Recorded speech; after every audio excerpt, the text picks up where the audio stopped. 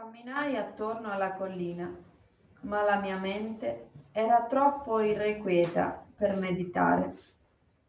Mi sentivo colpevole per aver abbandonato il mio lavoro, anche se Bhagavan mi aveva dato con riluttanza il permesso di farlo.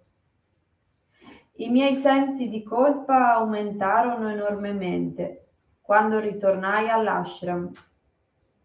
Fui salutato da un numeroso gruppo di devoti, tutti che mi chiedevano dov'ero stato. Mi dissero che non appena avevo lasciato l'ashram, Bhagavan aveva abbandonato il suo divano e aveva cominciato a far da supervisore al lavoro che io avevo scelto di trascurare. Era stato fuori al sole a controllare il lavoro per tutte le ore che mi ero assentato. Nessuno riuscì a persuaderlo a entrare. I devoti che erano venuti per il suo darshan erano stati forzati a fare il namaskaram, prostrazione, nel fango che circondava i suoi piedi. Cinnaswami e gli altri devoti erano comprensibilmente irritati con me per aver fatto subire a Bhagavan tutto questo disagio. Bhagavan stesso non disse nulla, ma io compresi facilmente la sua silente lezione. Occuparsi del lavoro che Bhagavan assegna è più importante che prendersi del tempo libero per la meditazione o la giri pradakshina.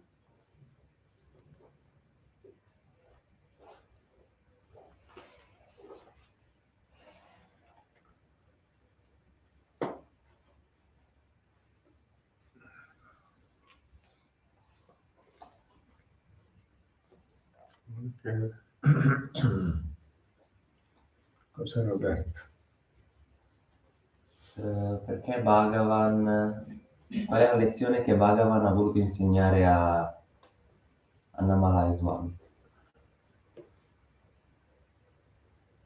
Sì, Bhagavan ha lasciato Annamala Swami andare attorno del monte come una meditazione, come un sadhana, come ho detto.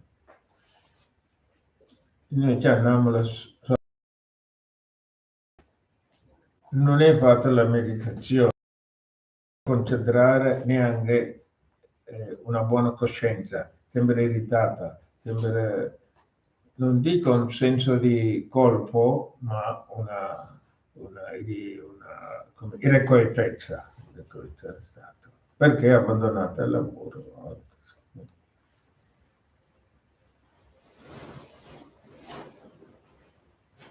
E poi il Bhagavan è andato a seguire il suo lavoro. E qua Bhagavan è un maestro dato su un devoto, discepolo, uno compito, lavoro di supervisare una costruzione. Lui fa tanto lavorato, così è stato, e vuole un po' di ritiro, un riposo, di fare la sadhana, una sadhana vuol dire pratica spirituale, di fare la pratica spirituale, ritiro. Quindi il Bhagavan adesso vuole dimostrare il conflitto, no? Perché lui divideva pratica spirituale una parte, la vita mondana, eccetera, su supervisione diverso, ma invece secondo Bhagavan non è diverso. Dove tu lavori e tu puoi lavorare in modo un modo sadhana, e concentra con gratitudine e tutto. Ma invece lui pensava no, sadhana un'altra, io vado in montagna, alla fine ha detto ok vai, ma attendi, deve meditare sempre, concentrato. Ma 32 km lui camminato, ho fatto 2 giorni, 3 giorni, non lo so, ma irrequietezza, quindi non è un sadhana. Invece quando lui facendo la supervisione con dharma, questo dovere, la virtù, concentrava, contenteva, fatto come un sadhana. Ecco, e lui non riconosciuto questo sadhana, invece lui vuole come scappare da qua, questa situazione. Pensavo, perché altri fanno, anche io faccio, pensavo, ma invece andando non è fatta sadhana, solo irrequietezza. Questo è dell'insegnamento di Ecco.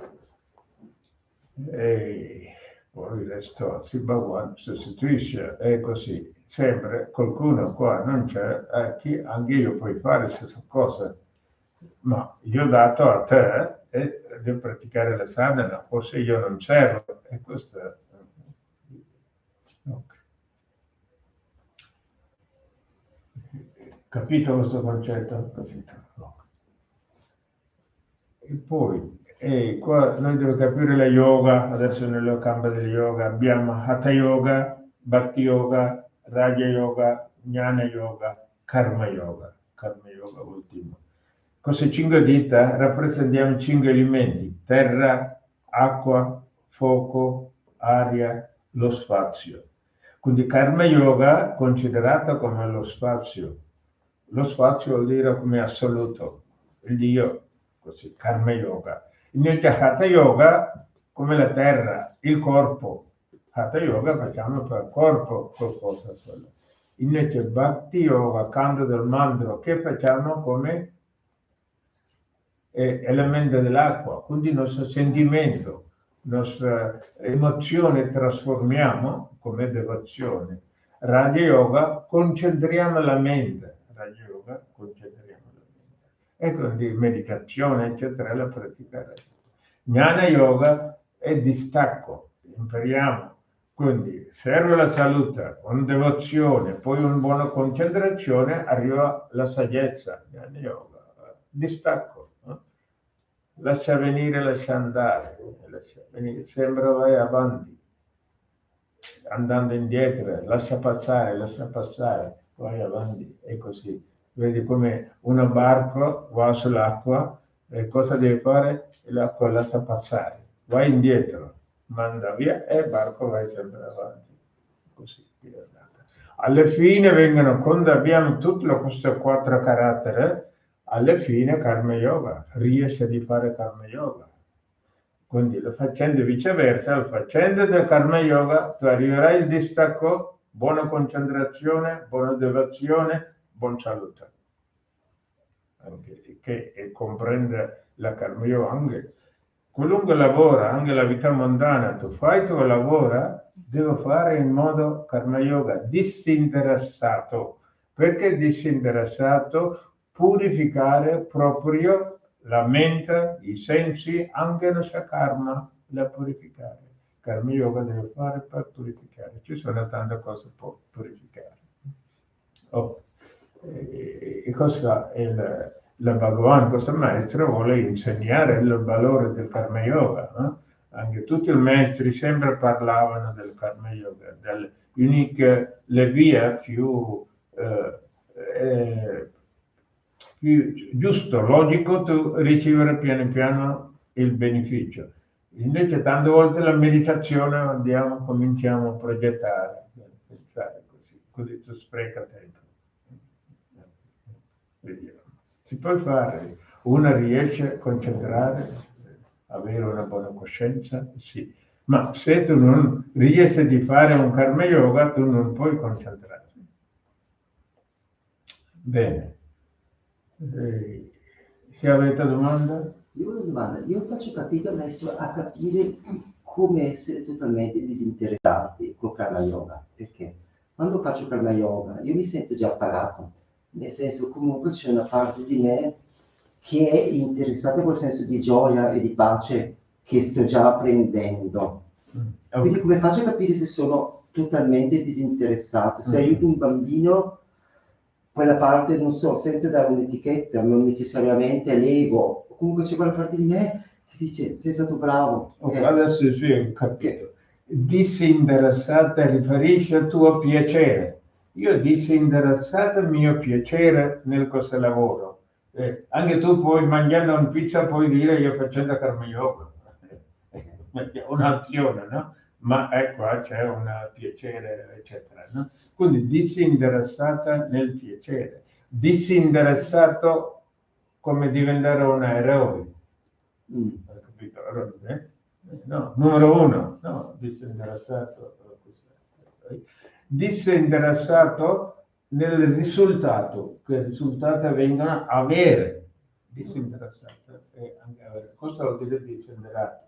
Ma invece tu facendo un lavoro devi fare pienamente, con passione, ma con il cuore, con la testa, con l'energia, e tutto deve partecipare. Cosa vuol dire pienamente? L'azione deve essere fatta pienamente. Invece nel risultato e nel piacere, nel numero eroe, ego, no? Disinteressato. Ecco, questo è chiaro adesso? Chiaro, grazie. Se voi...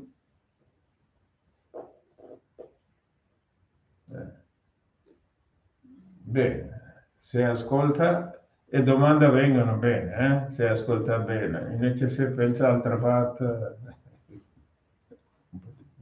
Ricerca, domanda vuol dire ricerca. Om Sahana Bhavatu Sahanau Bhunaktu Sahaviryam Karavavahai Tejasvinavaditamastu Ma Vidvisavahai. Om Shanti Shanti Shanti.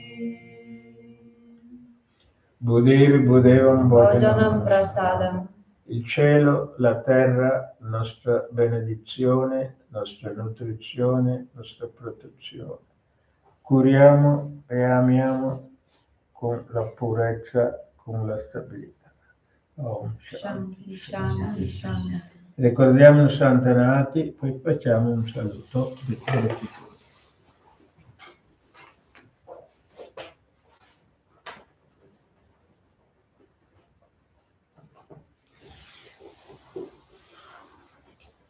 Grazie.